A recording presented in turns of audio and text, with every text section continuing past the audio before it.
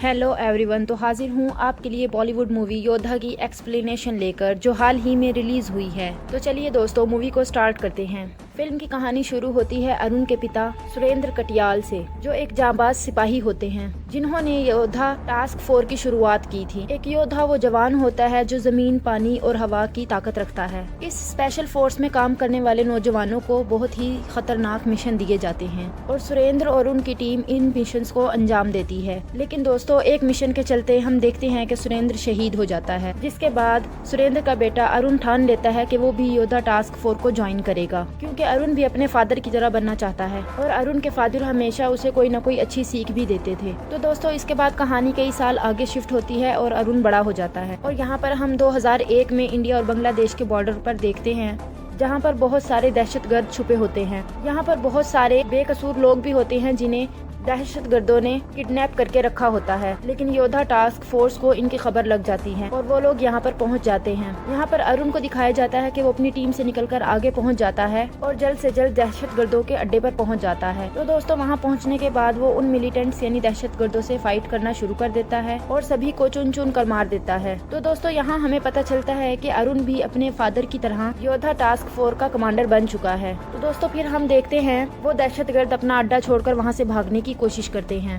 लेकिन अरुण उनका पीछा करता है और उनको जान से मार देता है। तो दोस्तों, इस तरह से अरुण और उसकी टीम ने इस मिशन को पूरी तरह से कामयाब किया। इसके बाद अरुण अपनी पूरी टीम के साथ वापस लौटता है, तो वहाँ उसकी मुलाकात होती है प्रिया से। प्रिया असल में अरुण की वाइफ है और वो भी एक सरकारी ऑफिसर होती है। प्रिया को पता चलता है कि अरुण अपनी टीम से आगे निकल गया था उन सारे दहशतगर्दों को मारने के लिए। तो इस बात पर प्रिया अरुण पर बहुत ज्यादा चिल्लाती है और नाराज होती है, लेकिन उन दोनों की लड़ाई ज्यादा देर तक नहीं चलती, क्योंकि वो एक दूसरे से बहुत ज्यादा मोहब्बत करते हैं। जिसके बाद हम देखते हैं उन दोनों को बहुत ज्यादा टाइम इकट्ठे स्पेंड करते हुए। वो दोनों अपनी लाइफ में बहुत ज्यादा खुश होते हैं। यहाँ पर हम देखते हैं कि अरुण की फैमिली में अरुण की माँ और प्रिया ही होती है। जिसके बाद हम देखते हैं कि प्रिया का प्रमोशन हो जाता है और उसे पीएम के ऑफिस में एडिशनल सेक्रेटरी के रूप में पोस्ट दे दी जाती है। तो अब प्रिया को इमरजेंसी सिचुएशन में हर चीज को हैंडल करना होता है, यहाँ तक कि अगर प्लेन हाईजैक हो जाता है तो उसे नेगोशिएट भी करना था। तो दोस्तों, जब प्रिया अपने ऑफिस में होती है तो उसे एक न्यूज मिलती है और उसे मालूम चलता है कि अमृतसर में एक प्लेन को हाईजैक कर लिया गया है और उस वक्त वहाँ तकरीबन रात का वक्त होता है। जिन लोगों ने प्लेन को हाईजैक किया होता है वो लश्कर के लोग होते हैं और अब प्रिया को उन लोगों से निगोशिएट करना था। तभी उन्हें एक बात मालूम चलती है कि जिस प्लेन को हाईजैक किया गया है उसी प्लेन में योद्धा टास्क फोर्स का एक योद्धा मौजूद है और वो सोल्जर कोई और नहीं बल्कि अरुण होता है। तो दोस्तों, अपनी आंखों के सामने अरुण ने इस प्लेन को हाईजैक होते देख लिया होता है और वो इस सिचुएशन को पूरी तरह समझ रहा होता है। उसी प्लेन के इर्द गिर्द कुछ सोल्जर्स भी मौजूद होते हैं। अरुण उनको सिग्नल दे देता है। तो दोस्तों, यहाँ देखा जाता है कि प्रिया उनसे निगोशिएट करने की कोशिश करती है। सबसे पहले प्रिया उन लश्कर के लोगों से कहती है कि मुझे एक पैसेंजर से बात करवाई जाए कि क्या उस प्लेन में सब लोग ठीक हैं। तो जलाल प्रिया की बात अरुण से करवाता है और यहाँ पर प्रिया अरुण की आवाज को पहचान लेती है। तो प्रिया अरुण को यहाँ कुछ भी ना करने के ऑर्डर्स देती है। वो अरुण को कहती है कि कुछ ही देर में सोल्जर्स वहाँ पर पहुँच जाएंगे। तब अरुण उसे बताता है कि यहाँ पर सब कुछ ठीक है और वो उसे ये बात भी कहता है कि कहीं मौका हाथ से निकल ना जाए। अब हमें यहाँ मालूम चलता है कि जलाल की दरअसल डिमांड ये है कि उसके 3 साथियों को वो लोग जेल से छोड़ दे। वो किस जेल में मौजूद होते हैं ये किसी को नहीं पता। तो दोस्तों, साथ ही एक बहुत बड़ी बात ये होती है कि उस प्लेन में एक इंडिया का साइंटिस्ट मौजूद होता है और अगर लश्कर के लोगों को मालूम चल जाता है उस साइंटिस्ट के बारे में तो वो लोग उसे मार देंगे या फिर वो उसी के थ्रू उन्हें ब्लैकमेल करेंगे। अब अरुण को 120 पैसेंजर्स को तो बचाना ही है, साथ में उस फेमस साइंटिस्ट को भी बचाना है। तो दोस्तों, यहाँ पर उन लश्कर के लोगों को साइंटिस्ट के बारे में सब पता चल जाता है कि यहाँ पर एक VIP पासपोर्ट भी है। तब अरुण को मजबूरन उनसे लड़ना ही पड़ता है, जिसके बाद वो उन्हें बहादुरी से चुन चुन कर मारता है। तो दोस्तों, यहाँ अरुण अपने मकसद में कामयाब होने ही वाला होता है कि लेकिन तभी वो अचानक से लगेज रूम में आ जाते हैं, जहाँ पर वो लोग साइंटिस्ट को आसानी से बाहर निकालने लगते हैं। लेकिन तभी अरुण जलाल से फाइट करता है तो जलाल अरुण को प्लेन से बाहर फेंक देता है, जिसके बाद अरुण प्लेन के पीछे भागता है। लेकिन दोस्तों, अब कोई भी फायदा नहीं होने वाला क्योंकि प्लेन अब चलने लग जाता है। तो दोस्तों, यहाँ पर अरुण का ये पूरा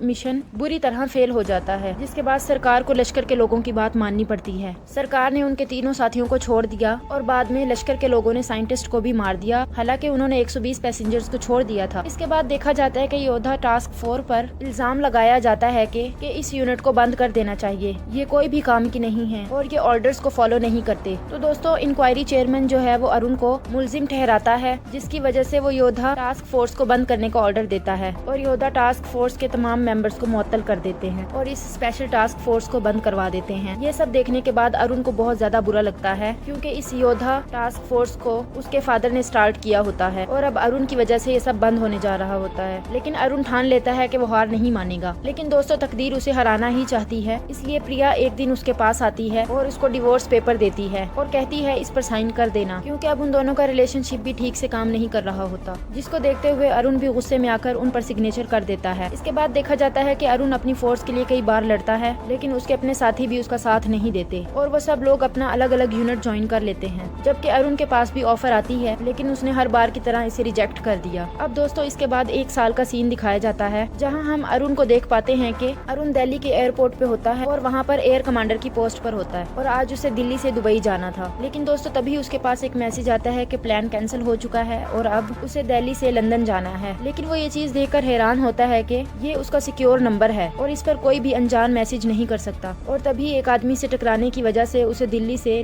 लंदन का बोर्डिंग पास मिल जाता है। तो अरुण समझ जाता है कि इस फ्लाइट में कोई न कोई तो गड़बड़ है और अरुण को ऐसा लगता है कि कोई न कोई इसे हाईजैक करने वाला है। तो दोस्तों प्लेन में एंटर होने के बाद अरुण की मुलाकात एक एयर होस्टेस से होती है जो दिशा पाटनी है। अरुण उस प्लेन में एंटर होने के बाद तमाम लोगों को शक की निगाहों से देखने लगता है। वो ये समझने की कोशिश कर रहा होता है कि आखिर इस प्लेन को हाईजैक कौन करने वाला है। तभी वो वहाँ एक आदमी को देखता है जो बार बार टॉयलेट जाने वाला होता है। तो अरुण जब टॉयलेट में चेक करने के लिए जाता है कि आखिर वहाँ पर क्या चल रहा है, तो वहाँ पर वो आदमी भी आ जाता है। इसके बाद उन दोनों के बीच फाइट होती है, दोनों एक दूसरे के ऊपर हावी होते हैं, लेकिन आखिर में अरुण ने उसे बुरी तरह मारकर चित कर दिया होता है और वो बुरी तरह से बेहोश हो जाता है। और अरुण को ये सब कुछ करते हुए वहाँ पर एक एयर होस्टेस ने देख लिया था, जिसका नाम तानिया होता है और वहाँ पर वो पायलट के इंटर्न कोर्स पर होती है। तो दोस्तों अब उस आदमी को होश नहीं आ रहा होता और अरुण उस आदमी से सब कुछ पता करना चाहता है, इसलिए वहाँ पर एक डॉक्टर को बुलाया जाता है और डॉक्टर उस आदमी को इंजेक्शन लगाता है, जिसकी वजह से उस आदमी की डेथ हो जाती है। तो अरुण को वहाँ ऐसा लगता है कि शायद डॉक्टर ने इसे मारा है। इसके बावजूद वो लोग उसे लगेज रूम में ले जाते हैं, जहाँ पर प्रेशर को कम करने के लिए उसकी बॉडी को यहीं पर रख दिया जाता है। लेकिन दोस्तों यहाँ पर बहुत सारे पैसेंजर्स को ये बात मालूम हो जाती है और सबको ऐसे लगता है कि अरुण ने उस आदमी को मारा है। जिसके बाद वो लोग कंट्रोल रूम में बात करते हैं। अरुण उन सबको कंट्रोल रूम में समझाने की कोशिश करता है कि यहाँ पर एक बहुत बड़ी प्लानिंग चल रही है, क्योंकि उसे ऐसा नहीं लग रहा होता कि ये प्लेन हाईजैक होने वाला है, जबकि प्लान कुछ और ही है। लेकिन वहाँ पर मौजूद किसी भी बंदे को अरुण की बातों पर यकीन नहीं होता और अब दोस्तों आहिस्ता आहिस्ता अरुण इस प्लान में फंसता जाता है, क्योंकि अब दुनिया की नजर में जो हाईजैकर है वो कोई और नहीं बल्कि अरुण है।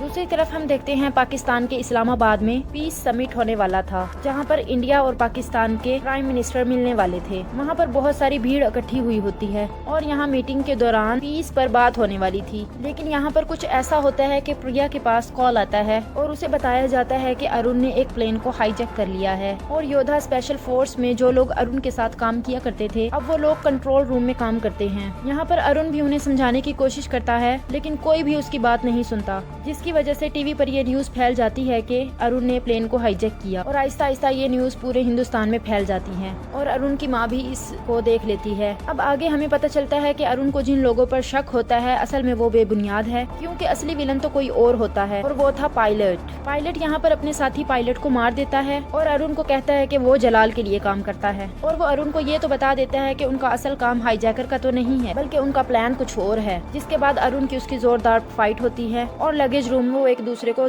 बहुत बुरी तरह मारते हैं, लेकिन आखिर में अरुण उस पायलट को मार देता है। लेकिन दोस्तों अभी तक ये बात नहीं मालूम होती कि आखिर जलाल का प्लान ही क्या है। तभी वो लोग देखते हैं कि लगेज रूम में प्रेशर कम होने लगता है, इसलिए प्रेशर को मेंटेन करना बहुत ज्यादा जरूरी हो जाता है, वरना यहाँ पर वो लोग ऑक्सीजन की कमी के कारण मर जाएंगे। तो दोस्तों यहाँ पर आता है फिल्म में एक और ट्विस्ट। अरुण को पता चलता है कि प्लेन में असल विलन तो कोई और ही है और वो है एयर होस्टेस दिशा पाटनी, जो कि फिल्म के शुरुआत से साथ होती है, लेकिन अरुण उसे नहीं समझ पाता कि आखिर वो भी ऐसा कर सकती है। तो यहाँ पर एयर होस्टेस सब कुछ रिवील कर देती है कि ये इस प्लेन को ना तो कोई हाईजैक करने वाला था और ना ही कोई करेगा, बल्कि ये प्लेन नीचे जाते ही फट जाएगा, क्योंकि एयर होस्टेस ने प्लेन में सारी सल्फर की गैस छोड़ दी होती है। प्लेन में सिलेंडर लाए गए थे, लेकिन उन्हीं सभी सिलेंडर में सल्फर गैस थी। तो जैसे ही ये प्लेन जमीन के करीब जाएगा वो ब्लास्ट हो जाएगा जाएगा। दरअसल उनका प्लान ये होता है कि जहाँ पर पाकिस्तान और हिंदुस्तान की पीस समिट हो रही होती है वहीं पर इस प्लेन को ले जाया जाए। और दुनिया की नजरों में इस प्लेन को हाईजैक किया है एक सोल्जर ने, और वो भी इंडियन सोल्जर। तो सारा इल्जाम इंडिया पर आएगा। लेकिन जिना हॉल में भी वहाँ सब खबर लग जाती है, जिसकी वजह से पाकिस्तान के प्राइम मिनिस्टर को मस्जिद में भेजा जाता है जहाँ पर वो जाने वाले थे, और इस प्लेन को जिना हॉल में क्रैश करवा दिया जाएगा जहाँ पर ढेर सारे लोग मौजूद होते हैं, और वो सभी लोग इस प्लेन के साथ साथ खत्म हो जाएंगे। तो दोस्तों यहाँ पर अरुण को कुछ न कुछ तो करना ही था, इसलिए वो यहाँ पर एयर होस्टेस पर अटैक करता है और उसे जान से मार देता है। लेकिन तभी अरुण को पूरा प्लान समझ में आता है कि असल में टारगेट जिना हॉल नहीं है बल्कि मस्जिद है,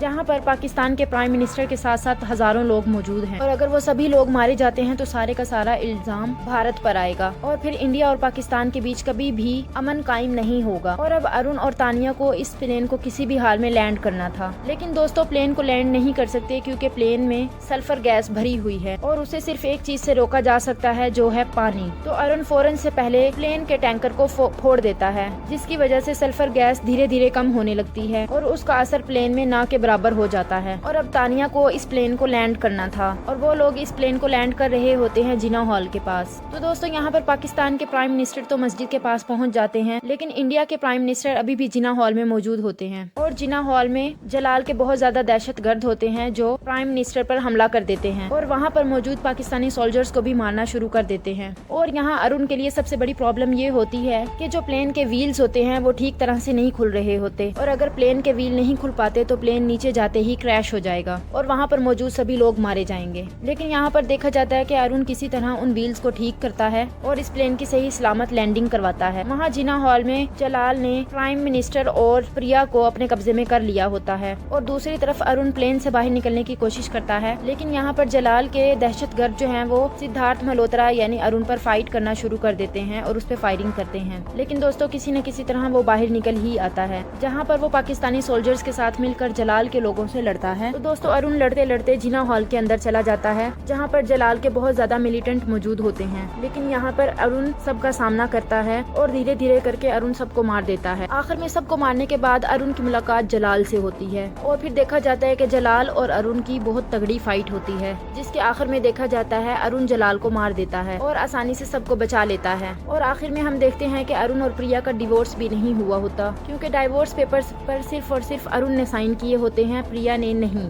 इसलिए उनका पैचअप हो जाता है और तलाक नहीं होता। और फिल्म के आखिर में दोस्तों हम ये देखते हैं कि योद्धा टास्क फोर्स को दोबारा से शुरू कर दिया जाता है इंडिया में, क्योंकि अरुण ने बहुत ही अच्छा काम किया होता है। तो दोस्तों कैसी लगी आपको ये लेटेस्ट मूवी, हमें कमेंट सेक्शन में लाजमी बताएं, और अगर वीडियो पसंद आई है तो हमारे चैनल को सब्सक्राइब करें और बेल आइकन को दबाएं ताकि आप हमारी मजीद लेटेस्ट वीडियोस को देख सकें। शुक्रिया।